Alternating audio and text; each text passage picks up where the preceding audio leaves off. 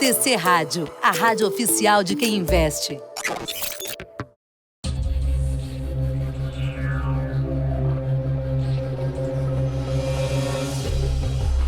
Começa agora os 10 mil deles. O reality cast que faz o seu tempo render. Salve, salve, senhoras e senhores. Estamos chegando ao vivo para todo o Brasil pela sua TC Rádio, a rádio oficial de quem investe. Tudo bem por aí? Só na boa? Vamos juntos para mais um capítulo 71. Que loucura, hein? Que coisa!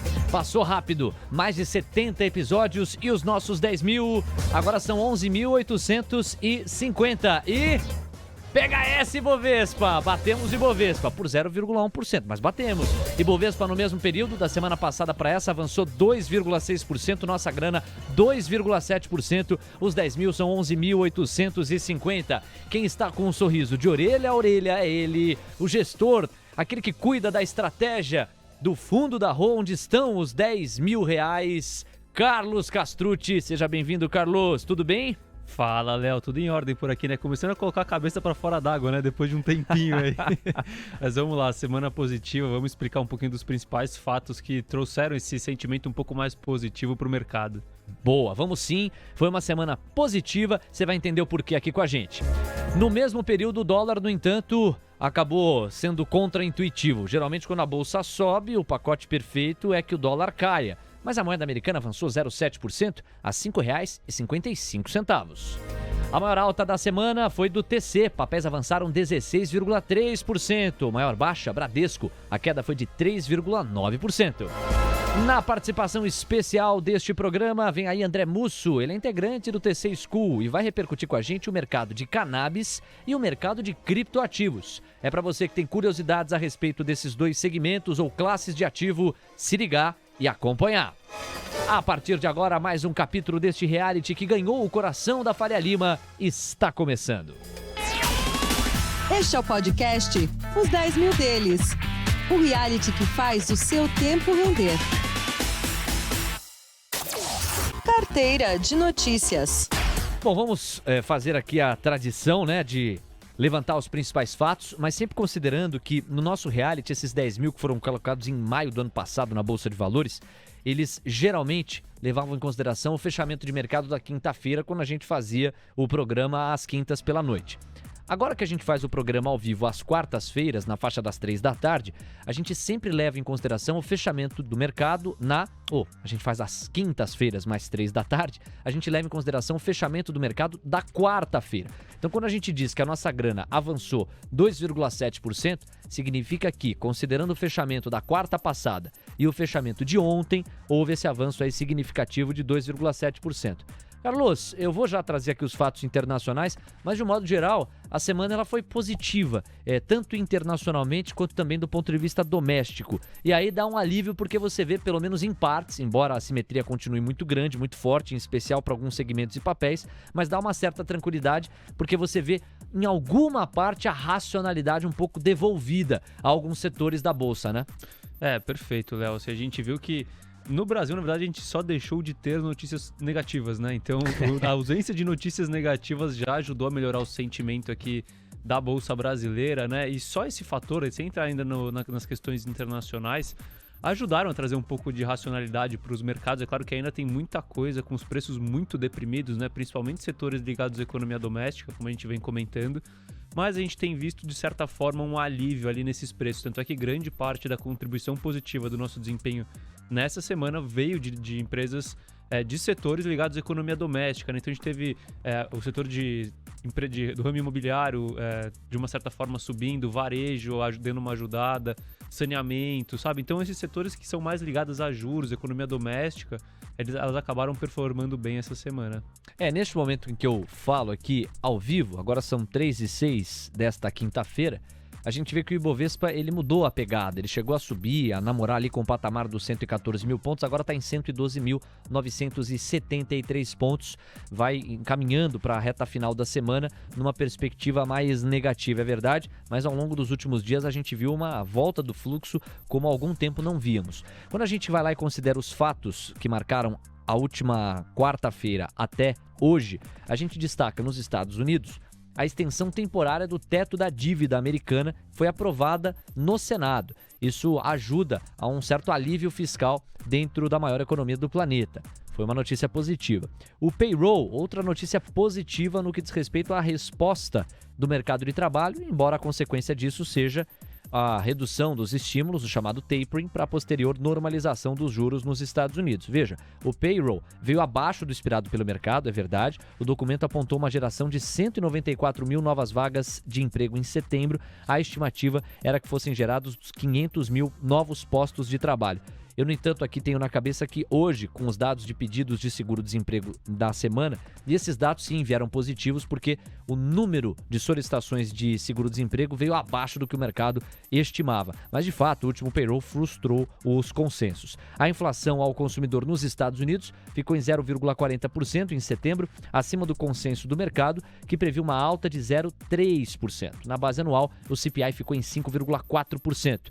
E o Federal Reserve na parada, o Banco Central Americano, que dita a política monetária lá nos Estados Unidos. O que aconteceu foi o seguinte: os integrantes estudaram começar a reduzir as recompras de títulos do mercado já na reunião de novembro, na próxima, ou mais tardar na de dezembro, diante da melhora da economia e da mais alta persistente da inflação.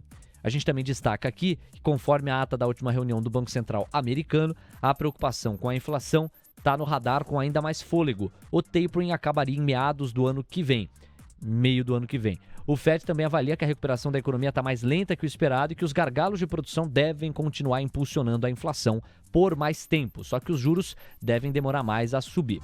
Também rolou o início da temporada de balanços do terceiro trimestre, JP Morgan superando expectativas de lucro e receita no terceiro tri, e o Bank of America, além de Morgan Stanley e Citigroup, também superaram expectativas de lucro. Essa talvez seja, quando a gente sai do macro e vai para o micro, a grande notícia positiva da semana, né, Carlos? Porque as companhias, nesse caso as financeiras, elas estão reportando números que, de novo, a exemplo do que foram resultados dos trimestres anteriores, estão batendo os consensos, né? Perfeito, Léo. Isso até foi o tema da carta que eu escrevi do fundo essa semana e é aquele negócio, né? O mercado ele reage de acordo com expectativas, né? E muitas vezes as expectativas acabam descolando da realidade e aí quando a gente começa a analisar os dados de resultados das empresas e assim em diante, aí a gente começa a perceber que realmente as expectativas se distanciaram demais da realidade e que a realidade, nesse caso, ela é melhor do que as expectativas que o mercado está colocando nos preços, né? E a gente vê muito isso nos resultados dos bancos americanos. Todos os que divulgaram até agora divulgaram resultados acima do consenso, então, e isso deve se repetir tanto lá fora em outros segmentos quanto aqui no Brasil, tá? Então vamos acompanhar aqui essa temporada de divulgação de resultados do terceiro trimestre de 2021. Com certeza, vamos espiar sim e espiar com muita calma. Na China, volta do feriado de 7 dias, bicho. No fim de semana, a China ordenou a elevação imediata da produção de carvão nas duas maiores regiões produtoras do país. Preço à vista do minério Qingdao voltou a subir e atingiu $122, assim como o contrato futuro, com vencimento em novembro, cotado a $124. Crise energética global segue como pano de fundo, e aí um tempero diferente foi o tempero russo, porque o presidente da Rússia, Vladimir Putin, disse que o país está disposto a conversar com os líderes europeus para estabilizar o preço de gás natural e que vai atender todas as necessidades da Europa diante da forte alta da commodity no último mês. Ainda para a gente temperar, a Agência Internacional de Energia elevou as projeções de demanda em 2021 e 2022, citando migração de empresas consumidoras de gás natural e carvão para o petróleo. O petróleo tipo Brent, da commodity, acaba sendo negociado próximo ao patamar dos $84. E no resumo, o S&P ficou estável, cotado a 4.364 pontos, hein, Carlos? Léo, a gente tá vendo ali que o petróleo continua um pouco num rally de alta ali, mas a gente vê que assim, apesar da alta, as altas estão cada vez menos relevantes, né? O ritmo de altas parece estar reduzindo, a gente já está vendo algumas movimentações das autoridades. O próprio Putin falou recentemente sobre a questão da cotação do petróleo, que pode subir um pouco mais, mas lembra aquela questão que a gente falou até, acho que foi no episódio passado, que assim, pode subir mais, mas não pode passar de um certo ponto onde, nesse ponto, pode acabar prejudicando os produtores de petróleo, entendeu? Então, é aquele negócio, por enquanto tá solto, né? Estão deixando o preço correr. A partir do momento onde começar a criar uma ameaça para os produtores atuais de petróleo, a gente pode ver uma certa liberação de produção ali. Ô Carlos, lembra o nosso ouvinte do teu racional? Por que num determinado patamar, se o petróleo atingir uma cotação de barril muito elevada, isso pode prejudicar propriamente os produtores de petróleo? Porque isso levaria a procura por outro tipo de petróleo, que não o Brent ou o WTI mesmo? Perfeito, Léo. A questão é a seguinte, a OPEP, ela foi formada justamente para você controlar a oferta de petróleo de forma a não deixar que a oferta seja exagerada a ponto do preço não ser competitivo, né, com o custo de extração. Dito isso, o que acontece? Os Estados Unidos, eles estão fora da OPEP, né? Eles não participam das reuniões da OPEP. E os produtores numa época onde o petróleo surfou uma alta muito grande, ficou algum tempo ali próximo dos $100, os Estados Unidos começou a aumentar bastante a sua exploração do óleo de xisto, que tecnicamente não é petróleo, né? Mas ele tem as mesmas características do petróleo. E explorando esse óleo de xisto, eles inundaram o mercado com oferta de petróleo equivalentes, Então, vou falar dessa forma, o que pressionou muito os preços do petróleo para baixo. O que acontece? A extração do óleo de xisto é cara, ela custa ali na casa de uns $60 o barril, ou dependendo do player um pouco mais, dependendo do player um pouco menos. Então, se a gente tem um petróleo ali na casa de $100, por exemplo, já faz sentido para as exploradoras de óleo de xisto americanas voltarem a explorar novos campos ou os campos atuais e produzirem mais petróleo e aumentarem a oferta. E esse aumento de oferta, o que vai acontecer? Vai derrubar o preço do petróleo, entendeu? Então, por isso, eles têm que tentar segurar o preço numa margem de erro ali, onde você tenha um lucro legal com o petróleo, mas você não forneça essa munição que vai contra você, que é o aumento de oferta. Tá certo. E aí a gente volta os olhares para o Brasil para destacar. Aliás, dizer que você pode mandar sua pergunta aqui para o Super Carlos Castrucci, gestor de recursos da Roa Asset Management, por onde ele vai lá e orquestra a estratégia que guia os nossos R$10 mil que dão nome a este humilde programa, esses 10 mil que já são quase 12 mil de novo. E aí você pode mandar para ele a sua pergunta, ele está aqui à disposição para te atender, tanto pelo nosso WhatsApp quanto através do chat do YouTube. E aí, quando a gente volta o olhar para o Brasil, Carlos, alguns pontos chamam a atenção. Em Brasília, a Câmara aprovou um projeto que muda o ICMS de combustíveis. A ideia aí é baratear o preço da gasolina, por exemplo, em até 8% na ponta final ali para o consumidor. Chuvas! Sim, está chovendo! As chuvas dos últimos dias melhoraram o cenário de oferta de energia no Brasil após meses de seca. O ministro de Minas e Energia, Bento Albuquerque, reafirmou que, abre aspas, não trabalha com hipótese de racionamento, fecha aspas, devido às projeções apresentadas pela pasta recentemente. Mas é verdade que, de outro lado, ele reconhece que é, de fato, a maior crise hídrica da história do país. Então, não é que é para baixar a guarda, o cenário ainda inspira muita cautela, mas a gente sabe que já está muito melhor do que se imaginava para essa altura aqui da metade do mês de outubro. Pelo menos o céu tem dado algumas respostas em prol de mais umidade. O Banco Central passou a intervir mais fortemente no câmbio, alterando aí parte, ou tentando reduzir parte da pressão cambial através de o swap, contratos de swap, e o Ibovespa apresentou uma subida de 2,6% da última quarta para a quarta de ontem. É aquilo que você falou, né?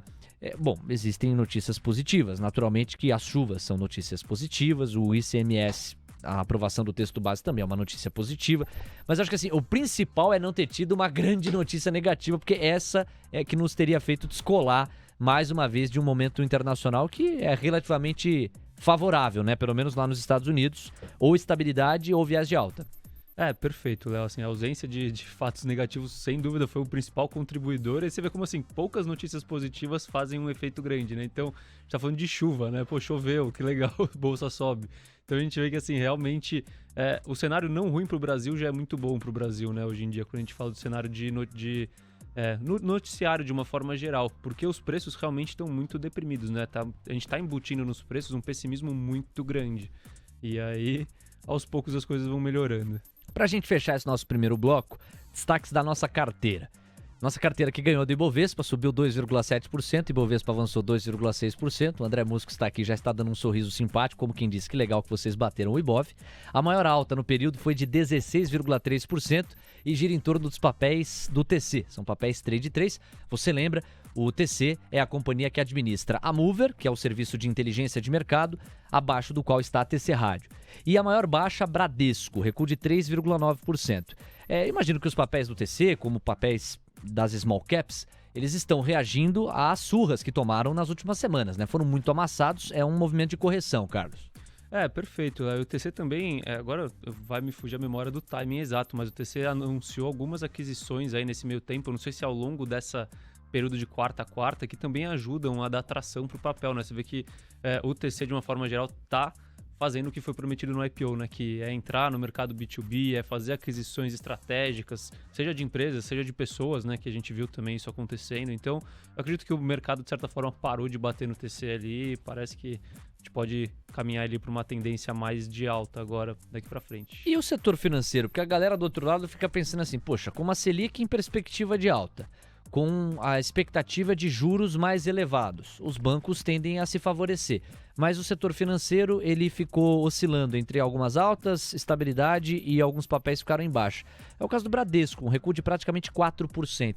Tem alguma razão que possa explicar, Carlos? Esse é aqueles movimentos que você não consegue explicar muito, né? Até vi o Braga, né, da Encore, postando lá no Twitter, acho que ontem, falou, resultado lá dos bancos melhor que o previsto, curva de juros achatando, tudo para o banco subir, o Itaú estava caindo. Falei, bom, isso acontece no mercado, né? Faz parte, a gente tem que ir navegando aí ao longo do tempo, as coisas normalizam. E aí a gente também separou aqui um destaque do Carlos sobre Lavie. Ele vinha falando da Lavie há algum tempo, falando que era uma empresa excessivamente descontada, muito barata, perto da simetria que se revelava.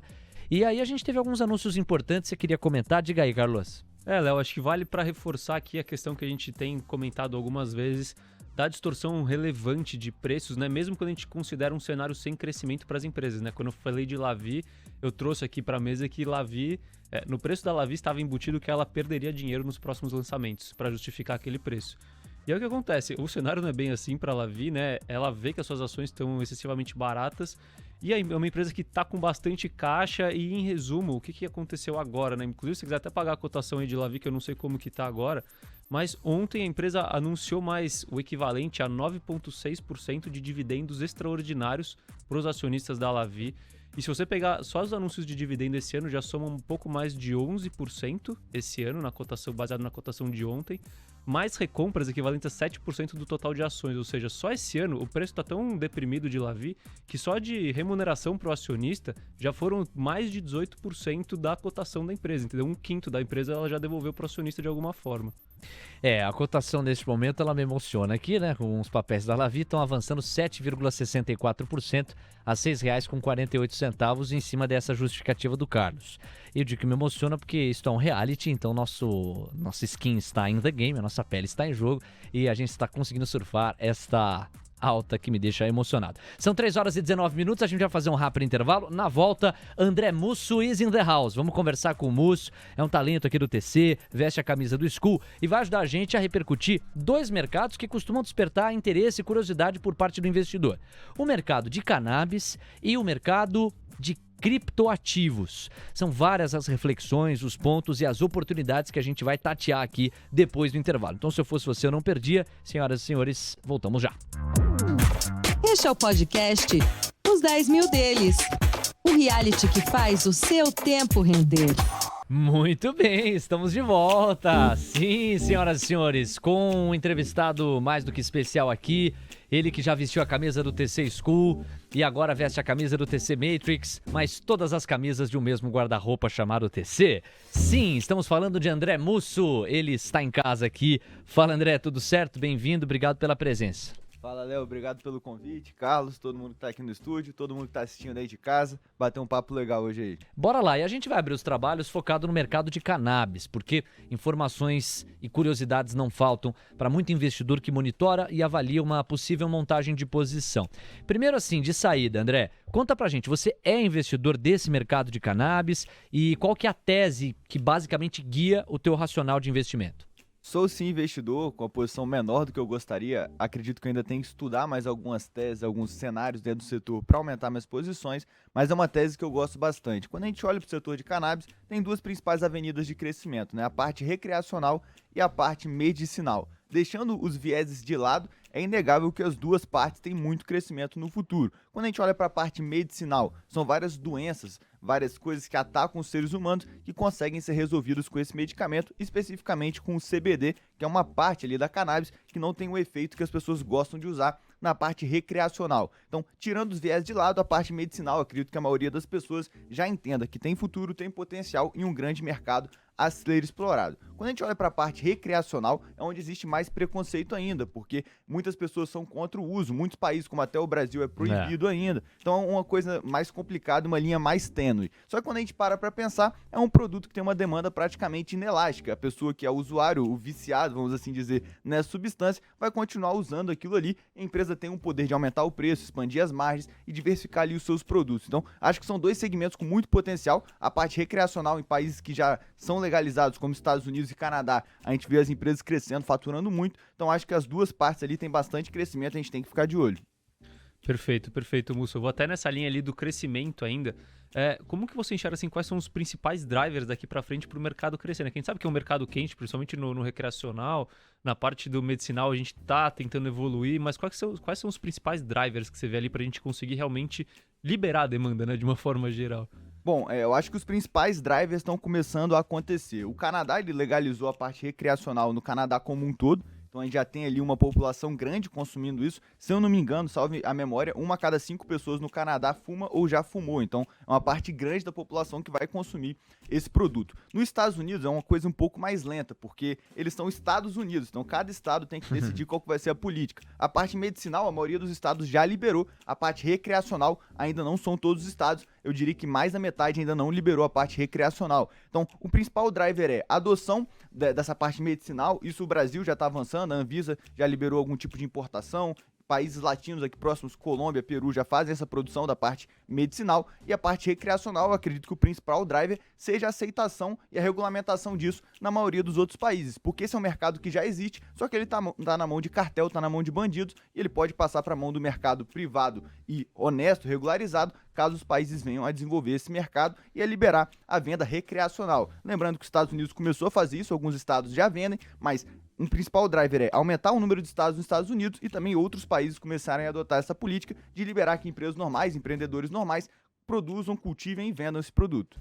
Fazendo uma analogia aqui, é o processo pelo qual passaram as bebidas alcoólicas, o cigarro, quer dizer, você tem ali uma característica de droga cujo excesso faz mal, isso é comprovado cientificamente, mas por serem, digamos, lícitas, essas drogas, elas passam pelo mercado privado, elas são regulamentadas, inclusive a tributação que incide sobre elas. Então o Musso entende que esse movimento, esse passo de esse processo rolar em relação ao mercado de cannabis seria central tanto para a organização maior desse mercado, quanto inclusive para o posicionamento do Estado, que de alguma maneira vai mediar essa regulamentação. Agora, assim, você faz um alerta que eu acho que é riquíssimo, do tipo, deixando os vieses de lado. Ao mesmo tempo, me parece um pouco utópico quando a gente considera, por exemplo, que no Brasil são justamente os vieses que fazem com que esse debate não vá para frente. De modo que eu te pergunto, hoje a tua exposição ao mercado de cannabis, ele se dá através dos Estados Unidos, por fundos? Qual que é o caminho por onde você vai lá e faz alocações nesse segmento? Perfeito, Léo. Só complementando algumas coisas que você comentou, é importante entender que esse mercado já existe, o mercado já está aí. Só que a gente não consegue observar os números com clareza, entender a qualidade dos produtos, o processo industrial, porque ele não está de forma regulamentada, ele está na mão de cartel que faz tudo de forma ilegal. Não está organizado. Não está organizado, exatamente. E exatamente a regularização, a parte de ter agentes reguladores, de ter ali um controle de qualidade, vai até melhorar a qualidade de vida das pessoas e o risco à saúde quando a gente fala do uso à droga, que sim é uma droga, como álcool e cigarro também são drogas, em excesso fazem mal muito bem, como o Léo pontuou. Ô André, até agora eu vou te complementar, porque você falando me lembrou de um post que eu vi, vai me falhar aqui o país, mas era um estudo que registrava que após a regulamentação, salvo engano, da própria maconha, o consumo da maconha aumentou nesse país, mas os casos de dependência, de excesso, de problemas relacionados ao campo da saúde em função do consumo, esses casos não aumentaram, pelo contrário, diminuíram. Isso também passa pelo argumento da qualidade que você colocou na mesa aqui. E até mesmo os problemas com segurança pública, né? Quantas pessoas morrem, quantas crianças saem da escola para entrar no tráfico Pois porque é. é um mercado negro que é construído aí em cima de um produto que é proibido. A gente tem que pensar um pouquinho fora da caixa, e sem viés, né? O que aconteceu quando os Estados Unidos proibiu o álcool, né? Olha o problema que deu. Então, a gente tem que pensar um pouco sem viés. E é legal falar disso porque no Brasil os viés eles são muito exacerbados. Eu gosto muito de uma citação do Peter Lynch, eu não vou saber exatamente como ela é aqui agora, mas ele fala exatamente isso, que ele não liga se a empresa vende cigarro, bebida ou é uma empresa de funerária. Ele vai investir na empresa se ela tiver boas perspectivas de crescimento, bons resultados e uma boa gestão. Então, no caso, a gente consegue até ter retornos acima da média ao investir em setores que têm viés e investidores não gostam de olhar. Um exemplo desse é também o setor de tabaco, setor de cigarro. Muitas companhias hoje têm uma gestão muito boa, crescem, geram caixa, distribuem dividendos e estão baratas por questões de viés comportamentais e de investidores olhando com maus olhos para aquela empresa, assim como o Peter Lynch ganhou muito dinheiro com uma funerária. Trazendo para outra parte da pergunta aqui do Brasil, hoje ainda é muito incipiente esse investimento aqui. Então a gente ainda não tem empresas listadas na Bolsa Brasileira, a gente ainda não tem ETFs. Uma opção são os fundos. Eu acho que a XP tem um fundo e a Vitro também tem um fundo. Mas lembrando, pessoal, é melhor ir beber água limpa. Abre a conta no exterior,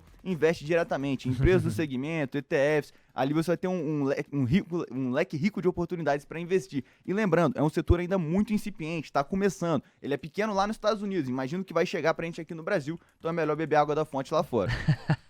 Agora, ô Carlos, logo quando a gente começou esse projeto e eu fazia as primeiras perguntas para você me falou assim, olha, uma entrevista só fica completa para a gente tatear uma tese de investimento se a gente, além da consistência que coloca lá de pé, considerar também os riscos. E é por aí que você vai com ele agora, né? É, perfeito. Acho que assim, toda a tese, principalmente quando é uma tese de crescimento, né, é muito importante entender a questão dos riscos dentro da tese, né? Eu queria que você contasse um pouco quais são os principais riscos que você enxerga para essa tese. Pode ser, por exemplo, uma restrição de oferta, restrição de demanda, ou mesmo uma dificuldade de escalar a oferta, né? Assim, onde que você enxerga que estão os principais riscos dessa tese?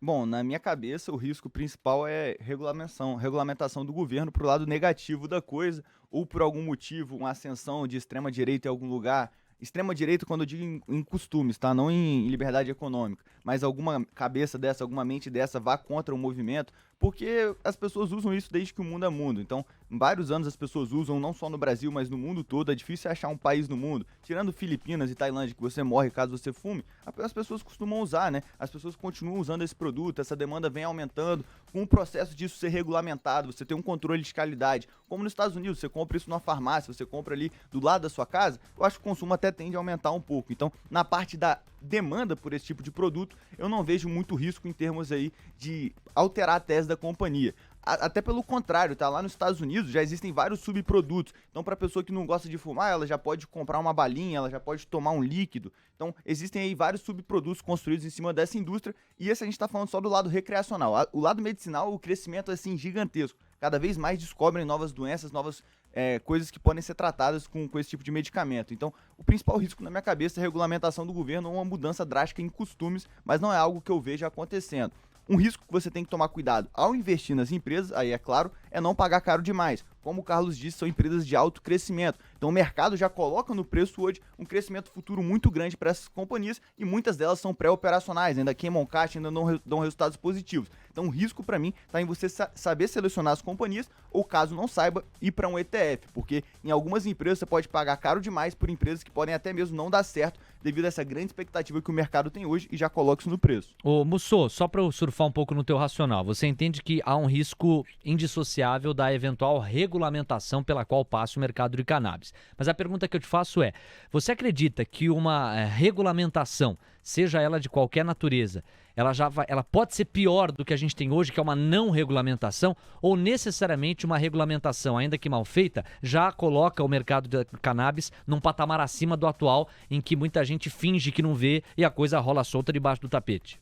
Eu acho que depende muito de regulação, né? É difícil a gente esperar alguma coisa boa do governo, normalmente vem ruim, mas em qualquer coisa nesse sentido, falando do Brasil, melhoraria. O que eu tô dizendo é uma regulamentação negativa. Então, por exemplo, os Estados Unidos, sei lá, colocar isso como um artigo proibido, assim como foi o álcool, algum movimento de alguma coisa cultural, tipo Filipinas, tipo Tailândia, que de fato, se você for pego com maconha na rua, eles te matam. Quer dizer, sem nenhum problema. Então, eu acho que a regulamentação ela vai vir mais pro bem do que pro mal. O maior risco ela é vir pro mal, mas eu não enxergo isso acontecendo. E aqui fica claro, né, que uma coisa é um conjunto de países que não tem nenhuma regulamentação, outra coisa são os conjuntos de países que já têm alguma regulação e que podem ter um, entre aspas, retrocesso com o ângulo do mercado aqui, por terem uma certa marcha ré na forma como esse mercado avança. Aí, ó, a gente contempla aqui a participação de alguns ouvintes, por exemplo, o Everton Stefanello, ele até contempla aqui faz uma brincadeira aqui, mas ele também tá de olho, tá de ouvido ligado.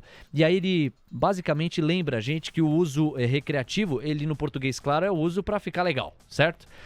Tem o uso medicinal, que explora o potencial científico mesmo da planta, da cannabis, para o combate de algumas doenças, mas aí que tá a participação dele aqui, que eu achei bem bacana. Também existe um uso industrial, Musso, que ele destaca aqui, por exemplo, no nylon, até mesmo em tecido, e aí a indústria também tem recorrido à cannabis. Essa é uma das outras vertentes que fazem sentido considerar na hora de compor o racional para investir nesse mercado? Foi uma colocação ótima, tá? Principalmente a citação do nylon. O que é usado nessa indústria é o cânhamo, que não tem nada a ver com a cannabis para ficar legal, nem nada a ver com a cannabis que é para uso medicinal. É uma propriedade da planta, que existem outras plantas que são, vamos dizer assim, parentes da cannabis, que não tem o THC, que também tem o cânhamo. Isso era usado largamente assim na indústria têxtil, indústria do nylon.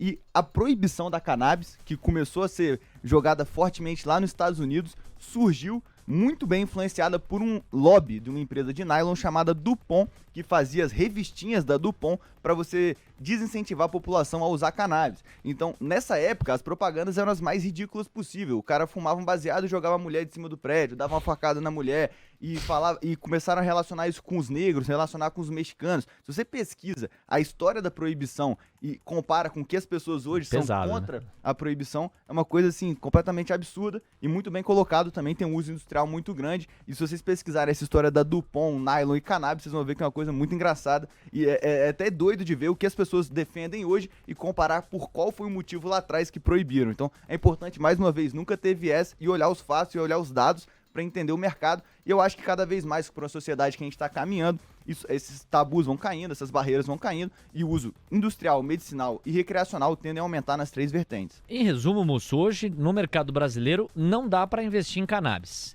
a não ser que você se exponha através de fundos, como você falou, embora a tua recomendação seja beber a água da fonte, ou seja, abrir uma conta numa corretora que te permita investir diretamente onde esses mercados estão. Exatamente. No Brasil, não rola, portanto, hoje. Você pode comprar um fundo que vai investir indiretamente nessas empresas, só que pela regulamentação desses fundos, eles têm que ter 70% em renda fixa. Então, eu não acho legal. Quer dizer, dilui muito, né? Dilui muito. Vai lá nos Estados Unidos, tá? Tem um REIT que eu gosto muito, que é até o que eu invisto, que chama IIPR. Ele é de galpões especializados, BTS, né? Buy to Suite, exatamente para plantação de cannabis medicinal. E existem alguns ETFs interessantes, MJ, IOLO, THCX. Dá uma olhada para você se expor de forma genérica por esses ETFs, acho que é um bom caminho. As empresas que produzem, eu particularmente ainda não invisto em nenhuma, por ter falado exatamente isso. O mercado bota muito crescimento futuro, as empresas são pré-operacionais, então eu ainda prefiro ficar de fora. Caso eu encontre alguma companhia que faça sentido, eu vou investir sem nenhum problema, mas hoje eu prefiro ir nesse REIT, que é um REIT muito estável, cresce bastante, e ele surfa o crescimento do mercado medicinal, e também ir por ETFs, que você vai ter uma exposição genérica ao mercado. Caso o mercado cresça, que é a tese que eu acredito, você vai ganhar dinheiro sem necessariamente ter que escolher qual que é o cavalo vencedor. Ó, o Felipe Pontes está aqui no chat do YouTube, é um fiel ouvinte aqui dos 10 mil deles. Eu tenho que ser um mediador que dou direito de resposta quando esse direito é solicitado. O Pontes está escrevendo o seguinte aqui. Ele comenta, rapaz, tinha esquecido que mudou de horário os 10 mil deles, agora é toda a quinta das 3 às 4. Aí ele fala assim, Musso 11, tá te chamando de Unity aqui, ó. Musso 11 tá com a barba de Bob Marley. É proposital? Aqui você tem o espaço devido, porque é público isso aqui, bicho. Ele colocou, tem a réplica. Muito boa. E Musso 11 é de ETF, que ele faz referência como minha carteira fosse um ETF, de tanto ativo que eu tenho. Então o 11 do Musso 11 é de ETF. E não, a barba é preguiça de tirar mesmo, mas vou tirar amanhã.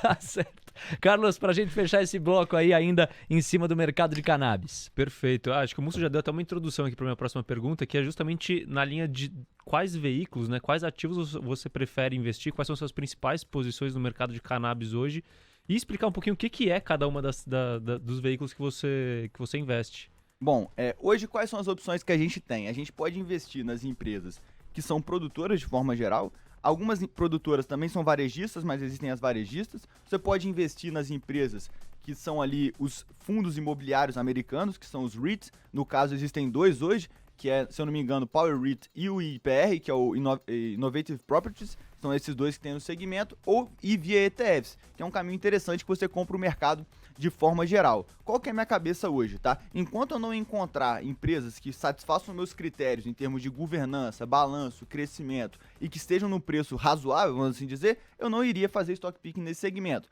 Primeiro, são empresas muito pré-operacionais, muitas delas estão começando agora, então muitas delas vão quebrar no meio do caminho, muitas vão dar errado e outras você pode não ter um retorno satisfatório por estar pagando caro demais, mesmo que elas deem certo. Então, ou você vai perder ali muito tempo e gastar muita energia para se debruçar sobre todas as companhias do setor, que são muito pequenininhas, e tentar encontrar ali alguma que faça sentido para você, ou você vai via ETFs, que eu acho que é um caminho interessante, que você vai se expor de forma neutra, você vai ter ali todos os braços do segmento e vai surfar o crescimento do mercado sem escolher o cavalo vencedor.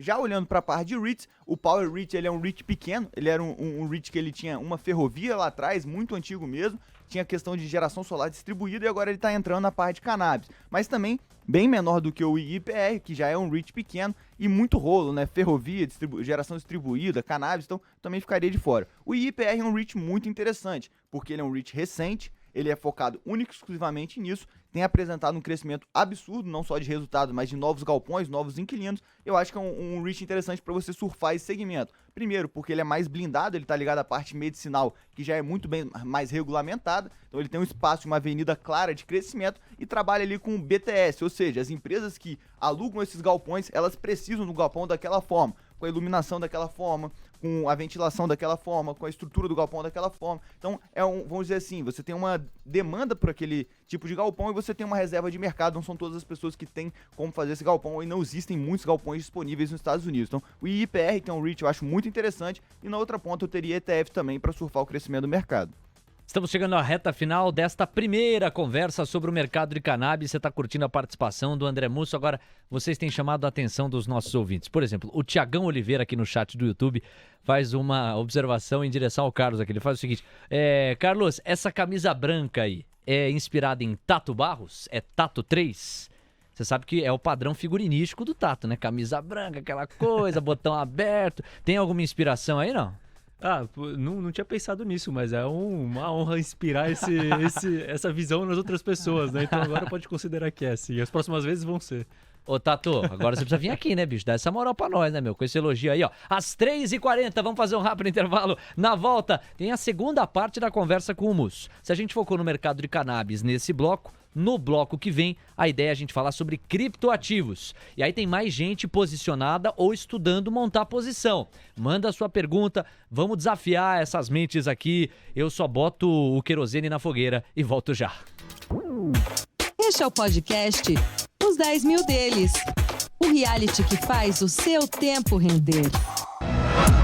Muito bem, meus amores, estamos de volta ao vivo pela sua TC Rádio, seja pelo YouTube, seja através da sua plataforma de podcasts predileta, você que nos ouve depois, no seu ritmo, no seu tempo, da sua maneira, ou você que está conosco no TC Station, por onde você estiver, obrigado por estar. A gente agora nesse bloco vai conversar com o nosso André Musso para abordar o mercado de criptoativos. Você que está chegando agora, o Musso veste a camisa aqui do TC Matrix, já está no time aí do TC há algum tempo. Quanto tempo que você já tem aqui na casa, hein? Fez um ano essa semana passada. Um ano aqui equivale a 2 décadas e meia, tá? Então é muito tempo já aqui na estrada de TC, o André Musso. E agora a gente vai voltar as atenções para o mercado de criptoativos. Lembrando que você pode participar da conversa no chat do YouTube e também através do nosso WhatsApp. É só você clicar aí no Fale com o Âncora e vai chegar para mim aqui, beleza? Vamos lá, Musso, vou abrir a conversa. Dentro do universo cripto, quais são os segmentos que você vê mais potencial? Tem DeFi, que é o mercado das finanças descentralizadas, as stablecoins, que costumam ter aí algum rastro, altcoins, que são as mais ousadas, entre outros. Quais que te chamam mais a atenção? Bom, eu acho que é importante, quando você for olhar para criptomoedas, saber separar muito bem dois principais grupos, o Bitcoin e todas as outras criptomoedas. Bitcoin é um ativo assim, quando você olha, quando você pensa o que ele não tem que ele tem, é difícil você achar alguma coisa. Quando a gente pensa numa ideia de um ativo descentralizado, que pode ser uma reserva de valor, que ele é desinflacionário por definição, que tem um limite máximo de moedas, que o governo não consegue meter a mão, que o governo não consegue imprimir, é um hedge perfeito, vamos assim dizer, e as pessoas têm cada vez mais enxergado esse valor nesse criptoativo. Em 2017 a gente teve um bull market muito forte, mas ele era muito influenciado por investidores pessoa física. Hoje, em 2021, a gente observa uma grande quantidade de investidores institucionais, de grandes bancos, investidores muito renomados já começando a entender e valorizar o Bitcoin. Então eu acho que ele é um ativo que sim, tem um valor imensurável, eu gosto muito. Eu acho que é essencial que todo mundo tenha pelo menos um pedacinho ali na sua carteira. Esse é o Bitcoin. Antes de você ir para o outro eixo do teu raciocínio, você disse que tem muito valor. Esse valor ele está assentado em quê? Na capacidade simbólica, na imaginação das pessoas de atrelar ao Bitcoin a referência que, por exemplo, elas atrelam ao ouro? É aí que reside o valor? É aí que eu enxergo o valor. As pessoas demandando um tipo de ativo que possa ser uma reserva de valor, que hoje ainda não é, e que como ele tem um limite máximo de bitcoins a serem minerados, as pessoas conseguem ter uma ideia. Bom, esse é o limite máximo que existe de Bitcoin no mundo. Essa é a oferta. Do outro lado, a gente tem a demanda. Então, por exemplo, são 21 milhões de bitcoins. No mundo existem muito mais mesmo do que 21 milhões de milionários. Se cada um deles quiser ter um Bitcoin, vai faltar Bitcoin no mundo. Então, a ideia de descompasso, oferta contra demanda. Agora, por que um ativo desse teria demanda? Por todas essas características. Ele é um ativo desinflacionário, ele é um ativo que não pode ser regulamentado, ele é um ativo descentralizado, o poder de mineração está distribuído entre vários agentes. Então, quando você pensa no Hayek falando, né, no substituto para o dinheiro, para ir contra essa teoria monetária que começou com Keynes e foi muito expandida agora nos últimos anos, o que pode resolver esse problema? Quando você coloca todas essas características ao Bitcoin que vem na minha cabeça. Posso estar errado, como todo mundo que está investindo em Bitcoin pode também estar errado, esse ativo ia zero. Então, por isso que é importante você ter o gerenciamento de risco. Só que quando a gente pensa em convexidade, o quanto que você pode perder, o quanto que você pode ganhar, eu acho que pelo menos um pouquinho da carteira a gente tem que ter em Bitcoin. Quer dizer, a assimetria favorece. Segura o raciocínio pra gente ir pro outro eixo, que agora eu queria te colocar na jogada aqui também, Carlos, como gestor. Porque esse racional por trás do Bitcoin, ele te cativa? Ou você já gosta de ver um efeito e uma ligação específica com a economia real de uma forma mais concreta que o Bitcoin talvez ainda não consiga entregar? Bom, perfeito. Essa até foi uma conversa que a gente já teve algumas vezes, né? E eu, pelo meu perfil de investidor, eu prefiro conseguir mensurar como que vem a demanda, né? Eu gosto de algo mais palpável. Isso é questão de característica.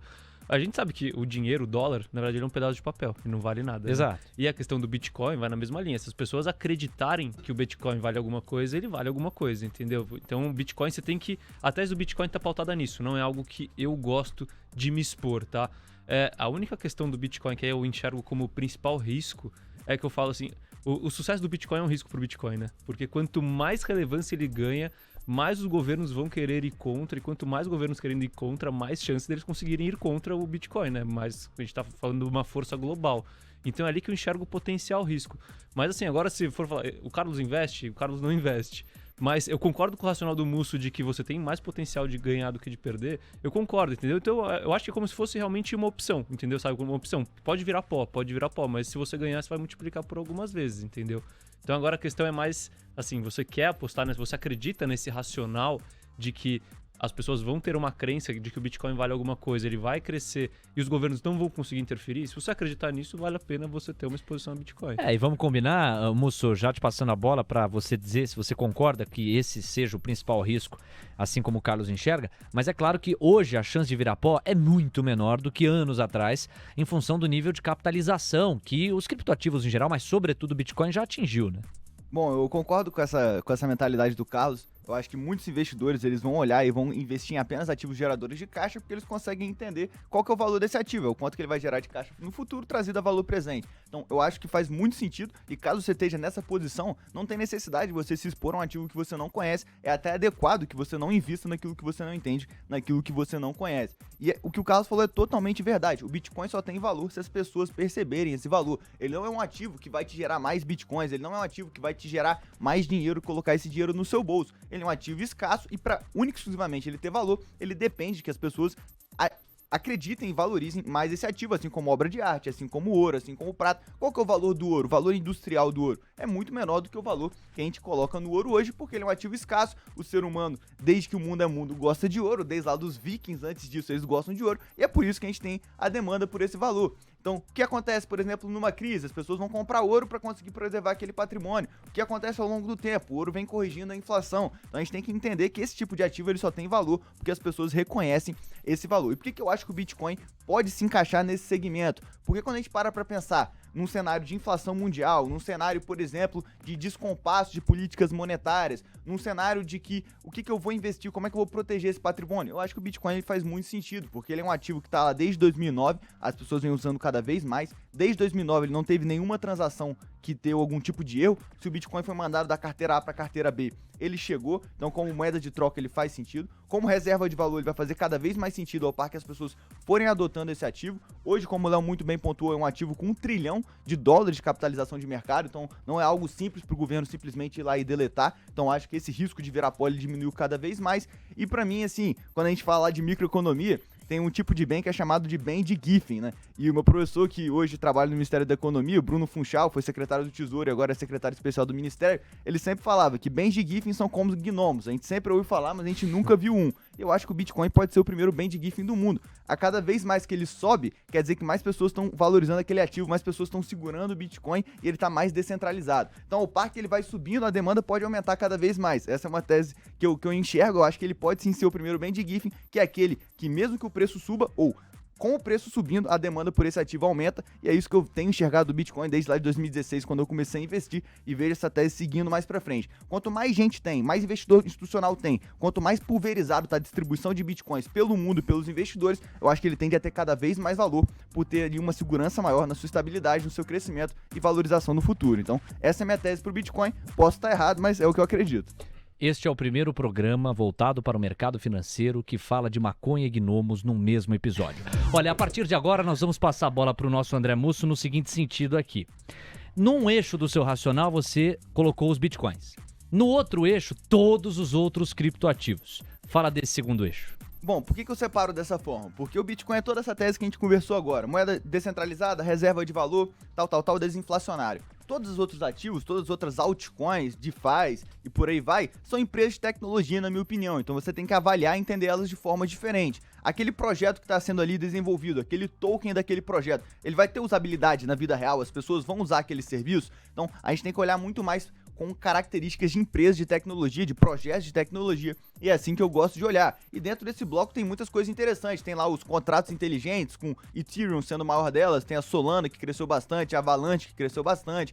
A gente tem a parte aí de DeFi, corretoras descentralizadas, finanças descentralizadas, com Uniswap, SushiSwap, PancakeSwap, tem a Maker, tem a Aave, que é uma plataforma que você consegue fazer empréstimos descentralizados. Então, essa parte de DeFi eu acho sensacional. E tem a parte de NFT que tá entrando aqui agora, NFT Games. Então, acho que tem muita coisa que vai surgir nesse ecossistema, mas é legal você avaliar como empresa de tecnologia e não como moeda, não como reserva de valor. É assim que eu enxergo esse outro grupo de criptoativos.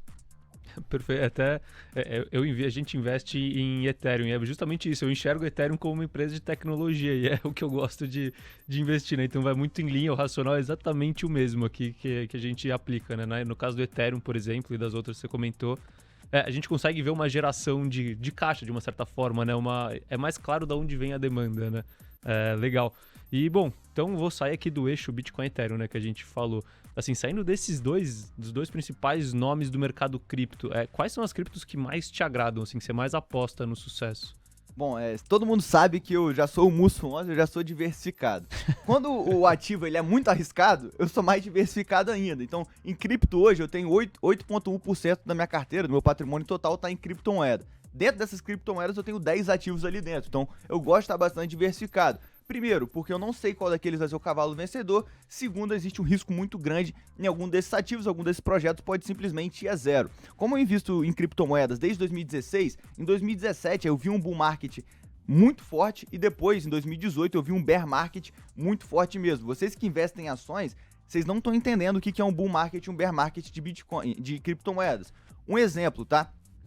Eu investi numa moeda chamada Roblox a 50 centavos de dólar, depois dobrei a mão em 80 centavos de dólar. Eu vi essa moeda bater 36 dólares em menos de 2 meses. Então, de 50 centavos para 36 dólares em 2 meses. No bear market, ela saiu de 36 dólares e voltou para 50 centavos. Então é importante você entender que a volatilidade e o risco nesse tipo de ativo é muito maior. E pode ser que depois que ela volte a 50 centavos, ela nunca mais volte a subir, porque o hype é muito forte. É um mercado que ele não tem ali regulamentação, então é o livre mercado mais puro de todos, oferta e demanda, você não tem circuit breaker quando cai demais, você não tem agente regulador, você não tem market maker, você não tem nada. São pessoas comprando e vendendo, ainda tem muito robô ali no meio que fica arbitrando as altas e as baixas do mercado. Então tem que tomar cuidado, tem muita volatilidade volatilidade, então é por isso que eu prefiro ter uma carteira mais diversificada. Nesse sentido, tem alguns projetos que eu gosto muito. Eu gosto muito de Solana e Avalanche, que são 2 plataformas de contratos inteligentes, que vem mais ou menos nessa mesma linha do Ethereum, propondo soluções mais rápidas e transações mais baratas. Então, por isso que quando a taxa do Ethereum sobe, quando aumenta muito o volume de transações, o mercado migra para essas 2 Layer 1, que são Solana e são Avalanche. Gosto bastante de SushiSwap, PancakeSwap, nessa parte de DeFi. A Pancake a gente tem que entender que ela está na rede da Binance, então de certa forma ela é mais centralizada, mas eu acho que ela pode sim surfar sendo líder da BSC e ganhar cada vez mais tração com isso, então eu acredito bastante no projeto. Tem a Chainlink, que eu também gosto bastante, que é uma coisa meio fora da caixa quando a gente para pensar. Tem muita coisa interessante, cara. Eu acho que a gente tem que sempre manter estudando. Uma outra que eu tô começando a montar posição é a Helium, HNT, que quer fazer um 5G descentralizado, uma internet rodando em blockchain de forma descentralizada. Então é um projeto que, se der certo também, é totalmente no-brainer, né, de quebrar a cabeça. Esses games DeFi, tem cada coisa que a gente tem que olhar. Eu acho que é importante ter paciência e investir nos projetos que a gente gosta. E agora que é possível, olhar também as pessoas que estão por trás desse projeto. Tem muita gente que é early Facebook, early YouTube, early Google, que estão indo pro mercado de cripto fazer alguns projetos. Então tem que ficar de olho nesse pessoal aí, que esse monte de gênio junto, às vezes sai coisa boa. Aline, Rio de Janeiro, perguntando, Musso, você fala muito em diversificação, e até tem a piada aí do Musso 11, quer dizer, a diversificação no teu caso é uma marca como investidor. Mas qual que é o limite para uma diversificação saudável? Você ter a quantidade de ativos que você entende, compreende e está satisfeito, confortável com aquela alocação. Não é para você ter 100 ativos para você diversificar e não entender nenhum dos que você investe, nem para ter, por exemplo, 5 ativos e você também não entender o que você investe. Então, para mim, o limite da diversificação é o número de ativos que você consegue acompanhar. Como diz o Peter Lynch, né? Ações são como os filhos, não tenha mais do que você consegue cuidar. Então, sempre diversifique no seu limite ali do seu ciclo de competência, entendendo no que você está investindo. E eu não tenho medo de, vamos dizer assim, pulverizar a minha carteira, tendo, sei lá, 10 criptoativos ou 15 ações do Brasil, se eu entendo completamente aqueles negócios, entendo aquelas empresas, entendo o que eu espero daqueles investimentos. Então, eu sou do time da diversificação, eu acho que é o último almoço grátis do mercado, você consegue reduzir ali o seu risco sem necessariamente comprometer a sua expectativa de retorno, só que você tem que tomar muito cuidado em não sair comprando ativos apenas para diversificar e perder ali o limite do controle, entendimento e acompanhamento daqueles ativos. Eu acho que você tem que ter quantos ativos ali você conseguir acompanhar e entender. Eu acho que menos de 10 ativos numa carteira é muito arriscado, a não ser que você entenda muito, muito profundamente na unha aqueles ativos e não consiga enxergar algum possível risco, mas mesmo assim algo pode te impactar. Então, por exemplo, você entende muito bem o setor de petróleo, você investe ali em 10 companhias, 8 companhias são do setor do petróleo, elas estão indo muito bem, não sei o que, começa uma briga lá na Arábia Saudita, você acaba perdendo muito dinheiro. Então, acho que tem que tomar cuidado com isso e diversificar dentro do seu círculo de competência e, na minha opinião, não ficar com medo de diversificar. Muita gente fala mal, eu não vejo com esses olhos, tá? Você tem caixa, bicho? Tem um pouquinho, mas quando cai dinheiro na minha conta eu invisto, eu não consigo ficar com Você caixa, não fica com caixa gordo. Olha aí o menino, hein, Carlos? Legal. Não, até para complementar o Musso, assim, eu acho que existe diversificação e sensação de diversificação, né? Porque uma coisa, quando você fala da carteira do Musso, primeiro ele tá diversificando classes de ativos, isso é saudável, e dentro da classe de ativo ele não quer se expor, tentar gerar um alfa dentro da classe de ativo tipo, relevante, ele prefere diversificar para conseguir ganhar na classe de ativo que ele tá apostando. E isso sim é diversificação. Agora, não adianta, tem muita gente que... eu já trabalhei bastante com gestão de patrimônio, né? E às vezes eu recebia cliente que falava, não, tô super diversificado. Aí você olhava a carteira do cara, o cara tinha 15 fundos multimercado. Aí você colocava o gráfico dos 15 fundos multimercado, era exatamente igual. Eu falava, cara, você tá fazendo a mesma coisa em 15 ativos diferentes, entendeu? Então é por isso. O exemplo do petróleo é muito bom, assim. Não adianta nada você ter 10 ativos e 8 são de petróleo, né? Ou você ter 10 ativos e 8 são bancos. Você não tá diversificando, né? Diversificação, você precisa diversificar os seus fatores de risco. Olha, como diria a minha amada avó, vovó Julieta, o que é bom dura pouco. Nós já estamos na reta final e como passou rápido. Os 10 mil deles. O reality cast que faz o seu tempo render. Os 10 mil deles. Maestro Musso, quero te agradecer demais, espero que você volte aqui, continue nos dando moral pra gente falar de mais e mais assuntos. Sobrou tópicos no mercado de cannabis, sobraram tópicos no mercado de criptoativos, ou seja, depender de assunto não vai faltar oportunidade da gente se reencontrar. Brigadão e até a próxima. Isso é porque eu falo devagar, né? Imagina se eu falasse rápido. Valeu, pessoal, a gente se vê aí, obrigado pelo convite. E é sempre bom bater um papo com vocês. Abraço a todo mundo aí que assistiu. Valeu, Musso. Ô, irmão, mais uma, hein? Um abração pra você, tamo junto. Pô, ótimo, obrigado, Musso, pela participação. A conversa foi excelente, espero que tenham gostado. Semana que vem estamos aí de volta. É isso e um abraço. Valeu, gente. Vem aí, Mariana Galvão, Gabriel Medina. É hora de Expresso da Tarde. A melhor cobertura tá aqui na TC Rádio. Você que esteve conosco, muito obrigado e até semana que vem. Tchau. Hoje rendeu, hein? Semana que vem tem mais, os 10 mil deles. Disclaimer. As opiniões dadas pelo gestor de recursos Carlos Castrucci sobre empresas de capital aberto e demais ativos financeiros investidos por ele podem configurar conflito de interesse com você, ouvinte. Deste modo, reflita sobre a precisão e a validade dessas opiniões a partir dos seus próprios critérios.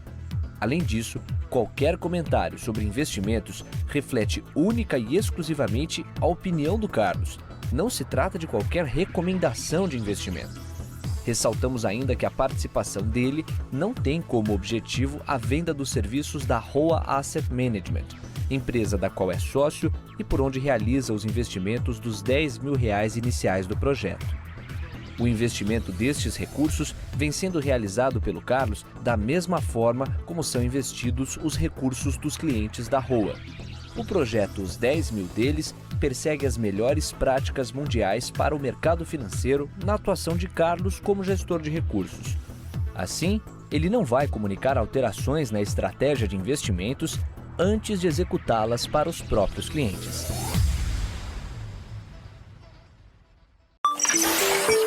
TC Rádio, a rádio oficial de quem investe.